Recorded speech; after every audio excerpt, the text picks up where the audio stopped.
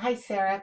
I know you still have questions on this, and I thought I would just make a quick video and run through some of the comments that I had made earlier and maybe share a few ideas with you. So I have your draft up here, and like I said before, um, this has a lot of good information for what it is.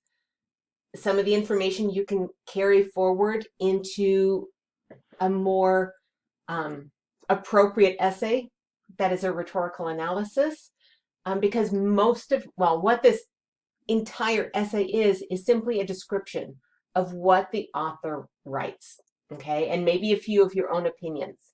Um, if this was a summary and response essay that you were asked to write, then this would be fine. But we are writing a rhetorical analysis, okay, and that's quite different. A couple things I'm going to point out, just mechanical things that I'm going to point out before I even get into the instructions. When you introduce an author, first by their full name, thereafter only refer to them by their last name. Valdez, Valdez, Valdez, not Annalisa. Okay, we're not on a first name basis. So always refer to authors by their last names. When you're bringing in quotes, make sure that you either retype them or paste them in with no formatting, because all of the quotes have this formatting shadow behind them because you can tell that they were cut and pasted. That's just not a good look. Okay, so just keep that in mind.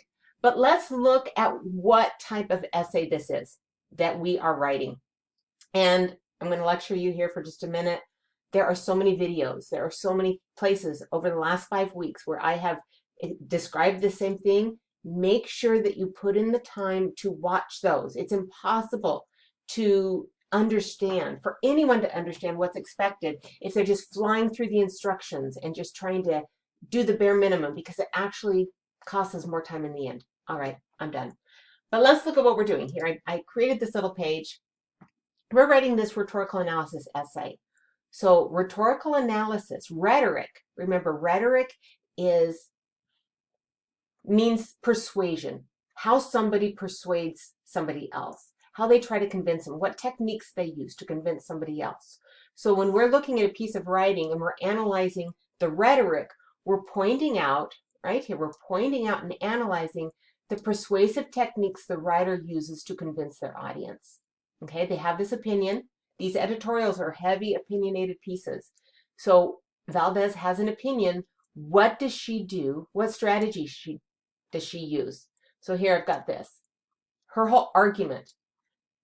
She's convincing the audience of ASU students that while some of these teen dramas that she talks about, like, um, anyway, I can only remember Glee, but some of these dramas that she talks about, while they can educate on mental health and that kind of thing, there's some danger there. They need to be watched with caution because they can actually do more harm than good if they're glamorizing, like self-harm and suicide and those kind of things. So that's her whole argument, all right? So in this essay, we're going to be looking at what techniques or strategies does Valdez use in her writing to convince her audience. Now, it doesn't matter if we agree with her or not. That's not what we're writing about. We're only looking at her writing choices. We're looking at her as a fellow writer, thinking, okay, this is her argument. This is what she's trying to convince ASU students to believe. How is she doing that in her writing? And is she effective? Okay.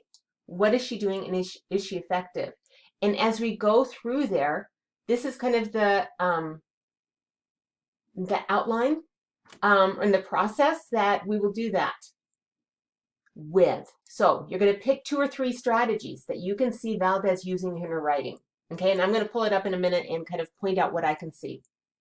First of all, you're going to write this introduction, and maybe not first, but eventually write this introduction that tells your audience what strategies you're going to focus on, what strategies Valdez uses in her article, and are they effective or not.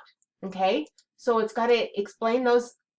And pull up that worksheet that I gave you all last week, and use that. But point out those strategies Valdez uses, and then tell your audience whether they are effective or not in trying to this particular audience, not just any audience, but this particular audience of ASU students, okay? Then you're going to offer just a really brief short paragraph, not the whole essay, just a brief paragraph of summary, just telling your audience, your reader, what this article is about, because they haven't read it, so they're relying on you to tell them.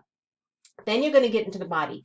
This is the main meat of this essay, all right? So you're going to go back to those maybe 2 or 3 strategies that you've pointed out that Valdez uses, and you're going to look at them one at a time.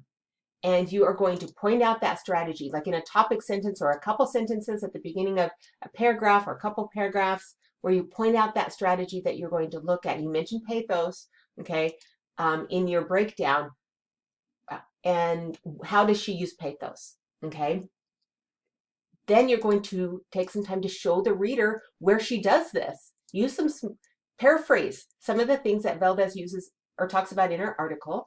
Maybe bring in some short quotes and say, this is how she's doing this. This is how she's using pathos in her article, and then explain why she uses it. And this is your opinion, okay? It's not like you have to discover the right answer. This is your opinion. Why does she use this particular strategy to convince her audience of ASU students, and is it effective? And then do the same thing with the other points. And then you'll finally have that concluding paragraph where you remind your audience of the thesis and how the points that you've all shared throughout the essay and why it all matters. The conclusion is just wrapping up the whole essay. So let's go back in here really quickly. And I have the editorial right here. Okay, and so Valdez does some really unique things in here. So she's trying to convince her audience of ASU students that this is an issue that they need to care about, that they need to be aware of, and all that.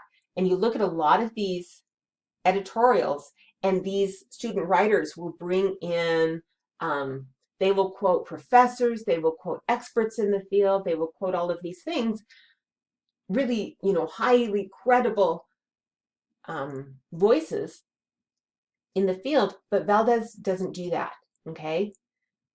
And keep her audience in mind as I go through this. What Valdez does is so I've read this several times. You have to read this several times to really pick out what she's doing, and read it as a writer. Don't just read it thinking, okay, what is she talking about? Is this really a problem? That doesn't matter. It doesn't matter if you agree or think this is a problem or not. We're looking at how she is trying to persuade her audience. So she picks these like 3 television shows, okay? And these are all 3 television shows that her audience would be familiar with, right? Like older person like me, I mean, I've never seen Euphoria. I've never seen 13 Reasons Why, all of those things, but her audience would know exactly what these are. And she goes through here, and I'm going to point out a couple things. First of all, let's talk about how she creates this ethos or credibility or trust with her audience. Granted, she's a student also, and so she also has that kind of, built-in credibility and trust as a fellow student. But who does she quote? Okay, a lot of writers will build up their ethos, their credibility, by who they bring in to support them. What outside sources do they quote? And if you look here, she does not quote professors. She does not quote experts. She quotes other students, and very specific students. So the first person she brings in is Manuel Elizalde. Anyway, and this person is a sophomore studying law and policy. Okay, and she brings him in and she talks about him. Why does she think this is a good voice to persuade her audience? Okay, the next person she brings in is Mendez right here, a senior studying English. Okay, so we've got a law student. Now we've got an English student who talks about who studies rhetoric, who studies persuasion. Why is she a good person to bring in? And why are students? Why does she think students are good people? And look at here, I skipped over one. There was Mendez, Izalde. There's one other person. Who is it? Anyway, I know there's one other person in here.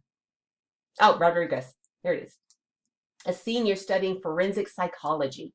Okay, so those are all fellow students. Why does she think bringing in students and quoting students who are, kind of like burgeoning experts in the field would be more persuasive to convince other ASU students than experts in the field. That's something that you can write about. That's something you can analyze.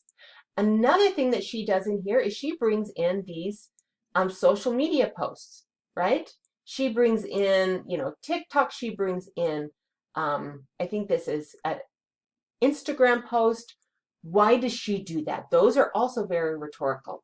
How would these posts help be more relatable to these students than bringing in a bunch of graphs and stuff? Because there's no logos here. She doesn't bring in logos. Even though you mentioned this on the breakdown, there's no logos here.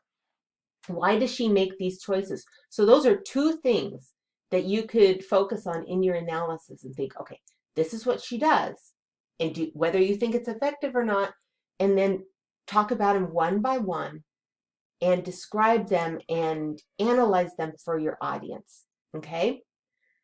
And you can, like going back here, you can bring in some of this because you do mention them some here, but you'd have to change it up, all right? So I hope this helps. Let me know if it does, or if you need any more explanation. And good luck, all right? Bye, Sarah.